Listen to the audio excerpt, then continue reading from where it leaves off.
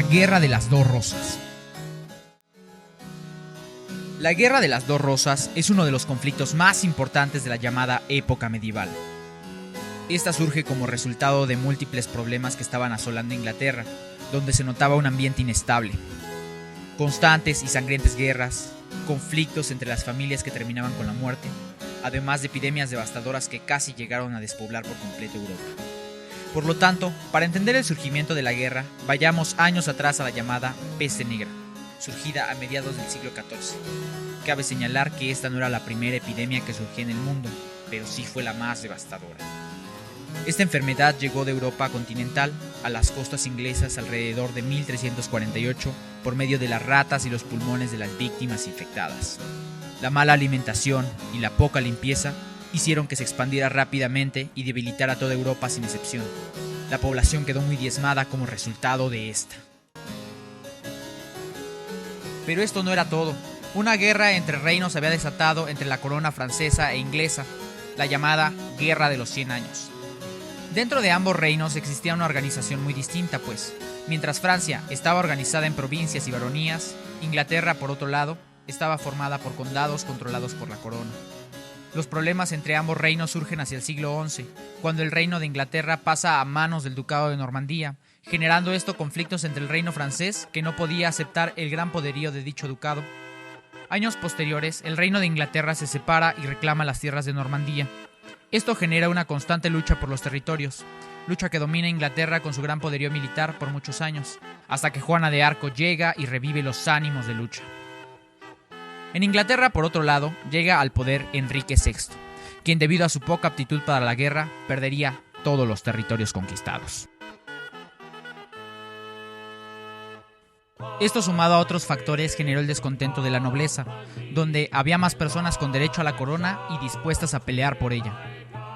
Esto nos lleva directamente a la Guerra de las Dos Rosas, pues es resultado de este descontento. Pero antes de proceder a la explicación de nuestro tema, veamos qué pasaba años anteriores dentro de la corona inglesa y cuál es el origen de estos contendientes por el trono.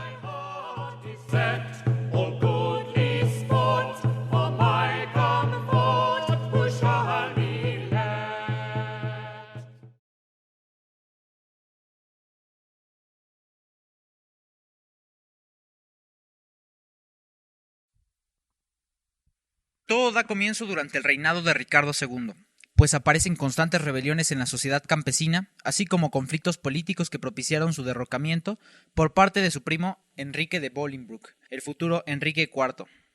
Para entender de mejor manera el tema, nos auxiliaremos de una disciplina de suma importancia, como lo es la heráldica. El análisis de los escudos de armas, sumados a la genealogía, darán muestra de la evolución de la corona. Por lo tanto, iniciaremos con Ricardo de Plantagenet, nieto de Enrique III, y su escudo de armas. Los escudos de armas o blasones son representantes de los linajes de cada familia, y cada uno tiene un simbolismo dentro de lo que en él se representa. Descripción del escudo de armas de Enrique II Plantagenet. Se trata de un escudo partido. El primer cuartel es en campo de azur, una cruz floreteada de oro con 5 palomas del mismo metal. En el segundo campo tenemos un campo cuartelado en cruz, primero y cuarto de azur, cubierto de flores de lis en oro. Segundo y cuarto con 3 leones pasantes de oro. Continuando con la narración, tras el derrocamiento de Ricardo II, entró Enrique IV al poder. Este, de la casa de los Lancaster, reinó por poco tiempo debido a que enfermó y murió. Con esto subió al trono su hijo Enrique V, quien obtendría muy importantes territorios en la ya mencionada Guerra de los 100 Años. Al morir deja a su hijo Enrique IV. Según las descripciones de la época, era un rey muy débil y poco apto para la corona. Además sufría de una enfermedad mental que lo inhabilitó durante largos periodos en los que Ricardo, duque de York, se encontraba al mando. En la sociedad inglesa ya existían factores políticos y sociales que exigían un cambio, y a los cuales ya no respondían los Lancaster. Lancaster por un lado y los York por el otro acabaron siendo los representantes acabaron obteniendo el apoyo de grandes grupos, por un lado, de nobleza terrateniente, conservatoria, retardataria, en más de un sentido, que serían los Lancaster, y que basaban su poder, sí en su primogenitura de sangre, sí en su mayor o primordial derecho al trono, pero que ya estaba quedando muy fuera del tiempo moderno que empezaba a vivir Inglaterra.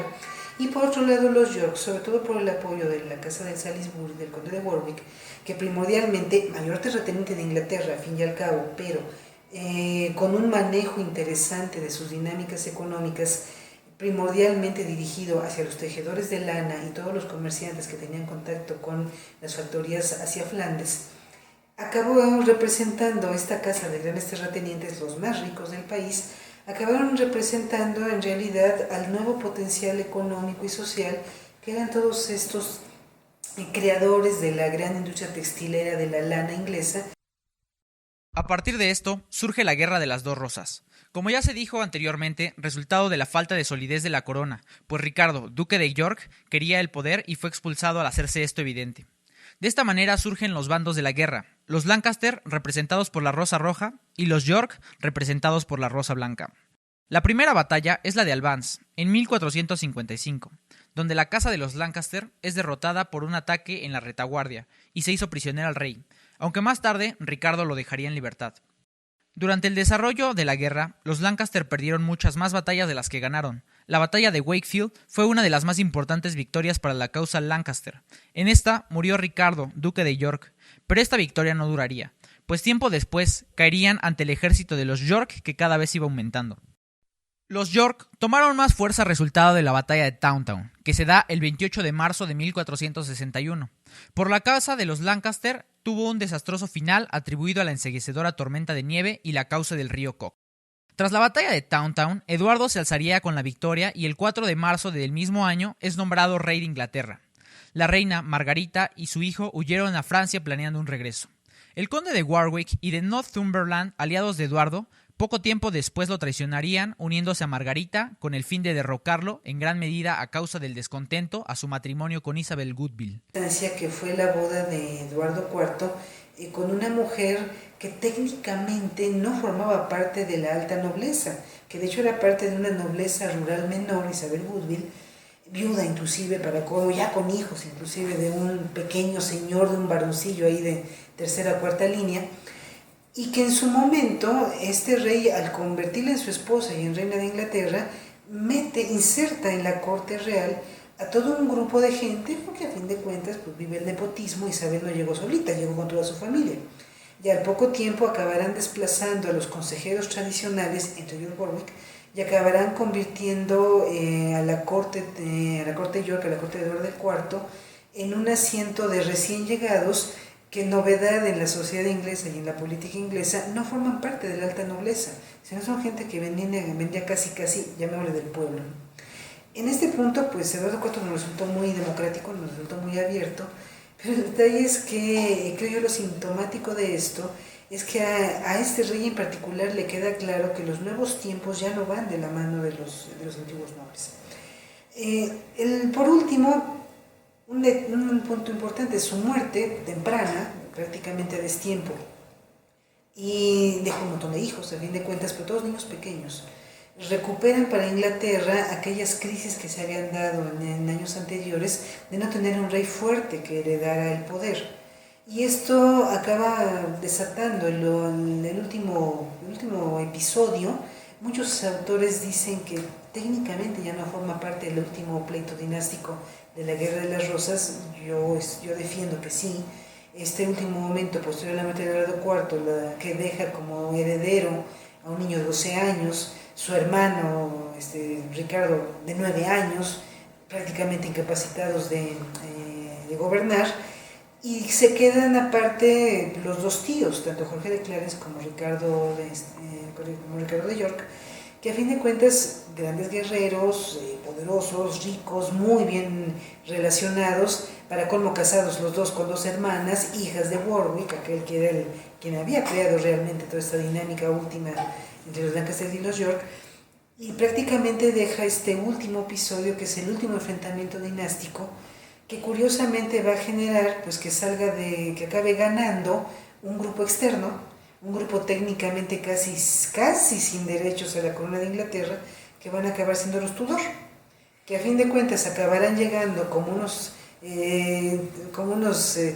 metiches de lado, galeses, para colmo de desdichas, con una muy pero muy frágil argumento para heredar el trono, porque a fin de cuentas el bisabuelo de Enrique Tudor resultaba que era hijo ilegítimo del hijo tercero de Eduardo III, o sea, ya casi no les tocaba por ningún lado, ¿no? Y bueno, con un poquito más de legitimidad por el lado de la madre, de Margarita Beaufort, que a fin de cuentas era bisnieta de Eduardo III.